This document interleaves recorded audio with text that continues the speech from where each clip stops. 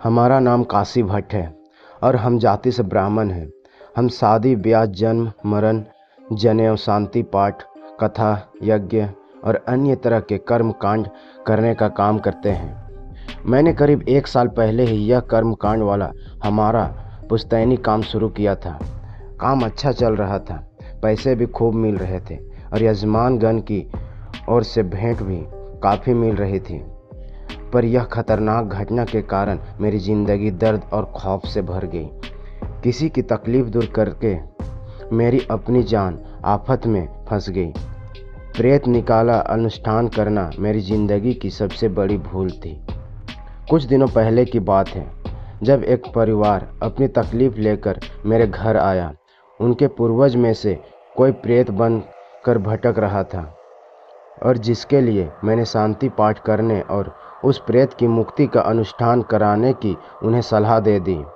वह लोग बोले कि आप ही यह सब करा दो। मुझे उन जटिल क्रियाओं का अनुभव तो नहीं था, पर उस अनुष्ठान की रीत जरूर पता थी। पहले तो मैंने उन्हें मना किया, पर जब उन्होंने 11,000 की गड्डी मेरे सामने रखी तो मैंने सोचा कि ऐसे यजमान को हाथ से जाने देना मूर्खता होगी।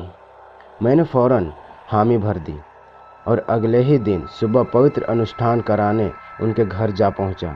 मैंने श्लोक बोलना शुरू किए और उन सबको अग्नि के सामने हाथ जोड़े बैठा दिया। अनुष्ठान के शुरू हुए अभी 5 ही मिनट हुए थे कि धड़ाम से उनके घर की अलमारी गिरी। यह संकेत था कि उनका पूर्वज प्रेत हाजिर हो चुका है। जल से भरे पानी के लोटे उछलकर इधर उधर गिरने लगे और भयानक आवाज़ें आने लगी। मुझे यकीन नहीं हो रहा था कि यह सब दिन के उजाले में हो रहा था। तभी अचानक उस गुस्सैल प्रेत ने अदृश्य स्वरूप में ही रहकर यजमान की बड़ी बेटी का गला पकड़ लिया और वह उसे दबाने लगा। वहाँ तो चीख पुकार मच गई और सच कहूँ तो मैंने भी ऐसा मंजर पहली बार देखा था। मुझे तो लगा था कि अनुष्ठान के मंत्रोच्चार से प्रेत की मुक्ति हो जाएगी, यजमान के परिवार को शांति मिल जाएगी और मुझे पैसे मिल जाएंगे। पर वहाँ की हकीकत काफ़ी डरावनी थी।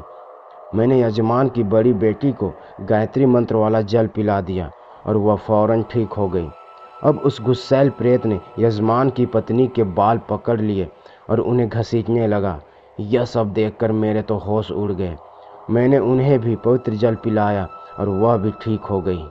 इस बार उस गुस्सैल प्रेत का निशाना मैं था, क्योंकि मैं ही उन लोगों को उस प्रेत के प्रकोप से बचा रहा था। अचानक ही अंदर एक धधकती हुई परछाई घुस गई।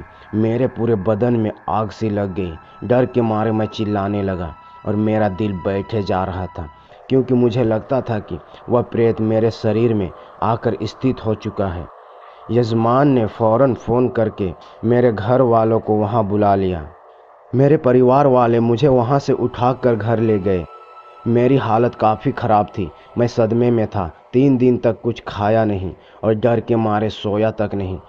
उन दिनों मेरा शरीर भट्टी की तरह जलता रहता था और मुझे खून की गंध आती रहती थी। हर वक्त जान दे देने का मन किया करता था और डर के मारे मैं छोटे बच्चों की तरह रोता रहता था। रात में कभी कभी तो मुझे ऐसा महसूस होता था कि सोते वक्त कोई मेरी छाती पर चढ़कर बैठा है और मेरा गला दबा रहा है। वह एहसास दिल दहला देने वाला था।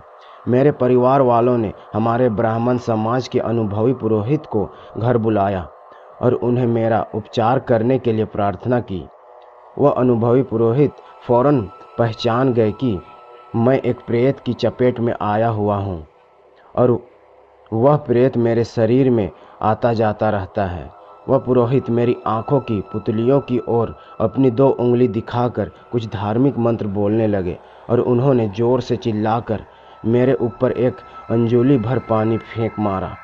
उनके ऐसा करते ही जैसे मेरे अंदर से आग का गोला बाहर निकल गया और पूरे शरीर में ताजगी और मधुर ठंडक फैल गई। मैंने उनके पैर छुए और प्रेत से त्रस्त परिवार को भी इन अनुभवी पुरोहित से मिला दिया। उन्होंने मेरे उन यजमान की तकलीफ़ भी उसी दिन दूर कर दी। मैंने उस दिन से किसी भी तरह का भूत प्रेत मुक्ति अनुष्ठान न कराने की कसम ठान ली। जिसका काम उसी को साजे, जान है तो जहान है। अगर कहानी अच्छी लगी है दोस्तों तो वीडियो को लाइक, कमेंट एंड चैनल को सब्सक्राइब करके हमें सपोर्ट जरूर करें दोस्तों, ताकि हम आपके लिए ऐसे नई नई कहानियाँ लाते रहें। थैंक यू दोस्तों।